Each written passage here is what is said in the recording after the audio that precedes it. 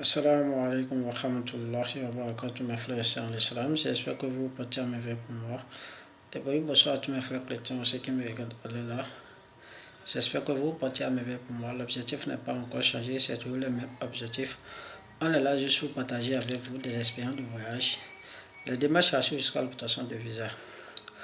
Aujourd'hui, la vidéo portera sur certains conseils à tous nos frères et sœurs qui sont en dehors de leur pays d'origine, c'est-à-dire qui sont dans le diaspora et qui ont l'habitude de faire confiance à tous ceux qui sont à la maison, à tous ceux qui sont dans leur pays d'origine, amis, frères et sœurs, parents, et qui essaient d'envoyer de l'argent pour la construction de maisons et consorts. Voilà l'objectif de cette vidéo. Je ne vais pas faire une longue vidéo, on ira à l'essentiel. Avant de continuer, regardez la vidéo là avec moi. Un benguiste américain abandonne son immeuble qui a coûté la vie à ses 3 frères. Alors le gars vit aux États-Unis depuis des années. Il rentre au pays de temps en temps, il a acheté une terre, il a décidé de construire son immeuble que vous voyez là. Et ses 3 frères supervisaient les travaux. Ils ont supervisé jusqu'à les travaux sont finis bien. Il a mis même des gens dedans. Et lui-même, il a décidé maintenant de rentrer au pays, rester au calme dans sa position et gérer sa petite retraite avec ses petits revenus. Mais pour récompenser ses frères, il a acheté un terrain, il les a partagés ça à 3 et il a conçu à chacun 2 chambres, salon, cuisine pour le retirer en locataire, pour en location. Mais comme ça ne les a pas suffi, ils ont dit bon, si le gars là vient s'installer au pays, ça veut dire qu'on gère plus l'immeuble, on n'aurait plus rien. Ils ont décidé de lui rip. Ils ont envoyé leur petite soeur à la maison qui a préparé la nourriture, qui devait recevoir leurs frères avec. Alors maintenant, ils sont partis voir un féticheur ou un gangman ou bien un marabout. On les a donné une potion. Et le gars, maintenant, la potion a été mise dans la bouteille de l'arôme magique. Il est venu, il a déposé ça à la cuisine. Alors, sa soeur qui préparait, en partant, la potion était là. Elle a vu ça, elle a déposé. Vu qu'elle-même, elle avait acheté une autre bouteille d'arôme magique, l'autre bouteille, là, elle a posé en haut. Et donc, quand ils viennent maintenant, le gars a raté son vol, il ne peut plus arriver le même jour. Donc, qu'est-ce qu'ils font? Ils doivent manger cette nourriture. Il s'asseyent maintenant à table, le temps de manger. L'autre voit la bouteille d'arôme. Il dit, mais, gars, c'est comment? Il dit que non, c'est pas la bouteille d'arôme, c'est qu'on a mis le truc là. Il dit, je ne sais pas, attends, j'appelle la petite soeur. Il appelle la petite soeur dit que non, l'autre bouteille d'arôme que tu viens avec, j'ai mis en haut. Or, elle-même, elle ne se rappelait plus. Voilà comment ils se retrouvent en train de manger avec la même potion qu'ils avaient prévue pour finir les frères. C'est quand ils mangent, quand ça commence à aller prendre à une certaine heure de la nuit, le dernier qui n'avait pas trop mangé résistait un peu, appelle sa petite soeur. La petite soeur dit, oui, bien évidemment, j'ai déposé. Il dit que non, ce n'est pas ça. La bouteille, ce que tu as déposé, c'était voilà comment lui fait des aveux. Sa petite soeur court là-bas, on les amène à l'hôpital, trop tard. L'homme benguiste reprend un autre vol, vu qu'il avait fait une correspondance qu'il a raté. Il arrive au pays, il trouve les 3 corps de ses frères. On l'explique la situation. Le gars dit que lui, il ne peut pas vivre dans un immeuble de ça. Voilà comment il abandonne l'immeuble. J'espère qu'on a tous bien regardé la vidéo du début jusqu'à la fin. Mes frères et sœurs, c'est une vidéo très intéressante. Avant de continuer, on se retrouve après le générique. Soyez la bienvenue encore une fois, mes frères et sœurs qui me regardent en l'honneur. La vidéo est une vidéo très intéressante, mes frères et sœurs. Mais pour continuer, je vais encore jouer un audio et que je veux que vous écoutez aussi l'audio du début jusqu'à la fin. C'est un audio aussi très intéressant. Écoutez avec moi.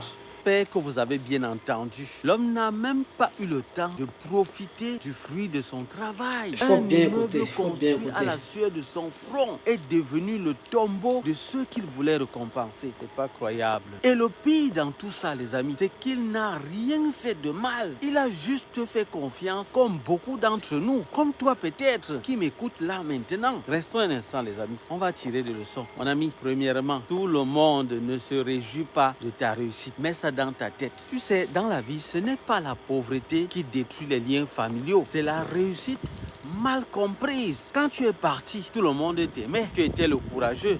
Celui qui a osé, on t'appelait notre espoir. Mais dès que tu commences à bâtir, à réussir et à envoyer juste un peu d'argent, à construire même peut-être quelque chose, les regards changent. Chez certains, l'amour va devenir la jalousie, la fierté devient la rancune et ton nom, qui était une fierté dans la bouche des gens, devient une douleur dans leur cœur. Pas croyable. La vérité, c'est que ta réussite réveille les frustrations cachées de ceux-là qui ne bougent pas. Alors, retiens ceci. Quand tu réussis, tu déranges même sans parler. Et c'est pour ça que tu dois apprendre à briller en silence. Mon frère, ne confonds pas la famille du sang avec la famille du cœur. Non, ce n'est pas parce qu'on partage le même nom, qu'on partage la même vision. Certains frères veulent que tu réussisses, oui, mais pas plus que. C'est là le problème. Certains amis veulent ton bien, mais pas au point où tu les dépasses. Et dans nos cultures, on a souvent peur de dire cette vérité. Les plus grands coups viennent souvent des plus proches. On parle de frères, mais parfois ce sont des associés spirituels du mal. On parle de famille, mais parfois ce sont juste des étrangers qui portent ton sang. Mon frère, ma soeur, apprends à protéger ton énergie. Même contre ceux-là que tu appelles mon sang. Les amis, l'amour c'est beau, mais la prudence c'est mieux. L'erreur du mbénguiste, c'est de croire que le cœur des gens ne change pas. Il faut comprendre un truc. L'argent ne change pas seulement celui qui le gagne. Il change aussi ceux qui le regardent. Oui, quand tu es au pays pauvre, tout le monde t'aime. Mais quand tu reviens au Canada, par exemple, ou même de la France ou des États-Unis, avec un peu seulement ta façon de t'habiller, ton assurance, tu ne le sens pas, mais les gens, eux, ils le regardent d'une autre manière. Tu n'es plus le frère du quartier. Tu es maintenant celui qui s'est échappé. Et inconsciemment, beaucoup t'en veulent juste pour avoir réussi à t'en sortir. C'est incroyable. Voilà pourquoi tu dois apprendre à observer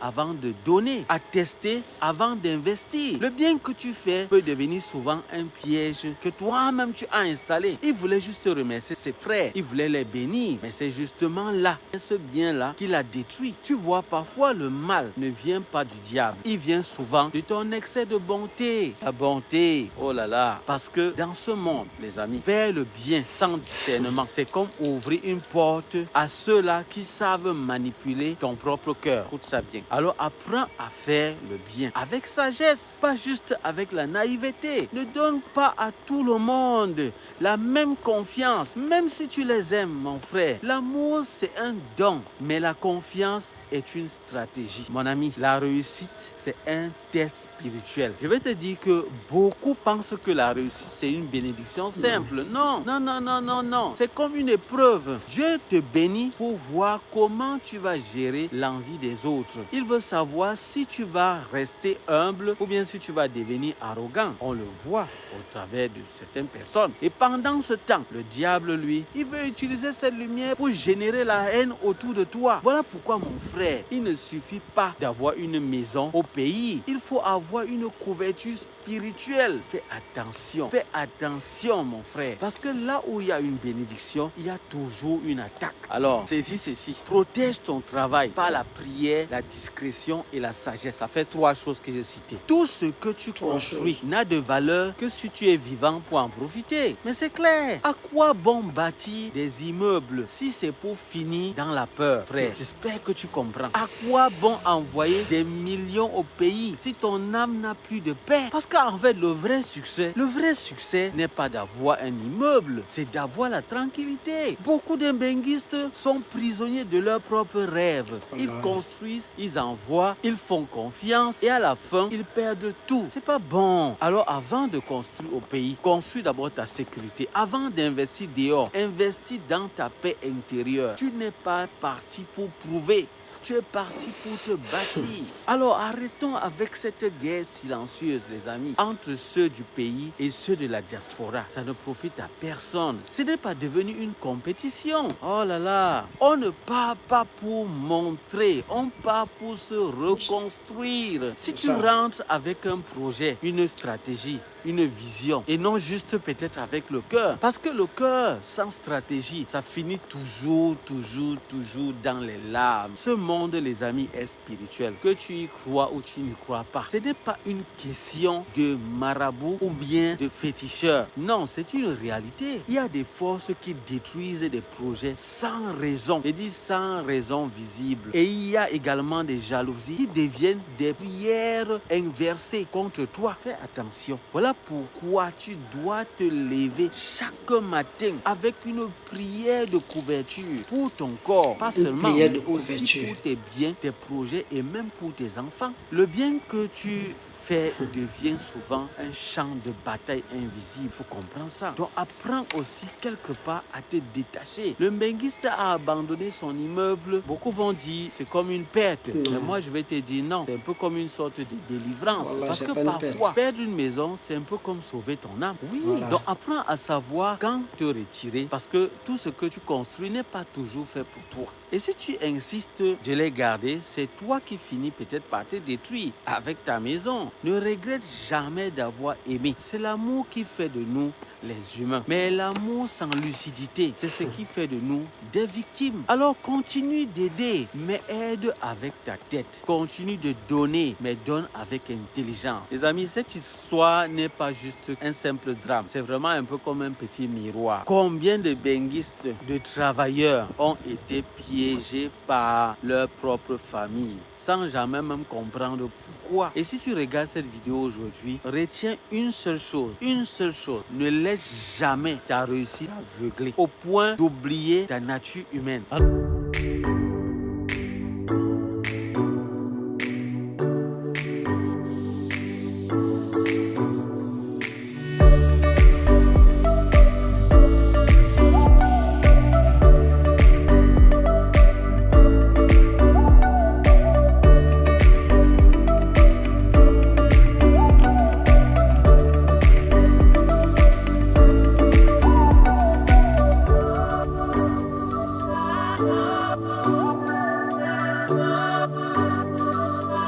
J'espère que on a écouté l'audio du début jusqu'à la fin.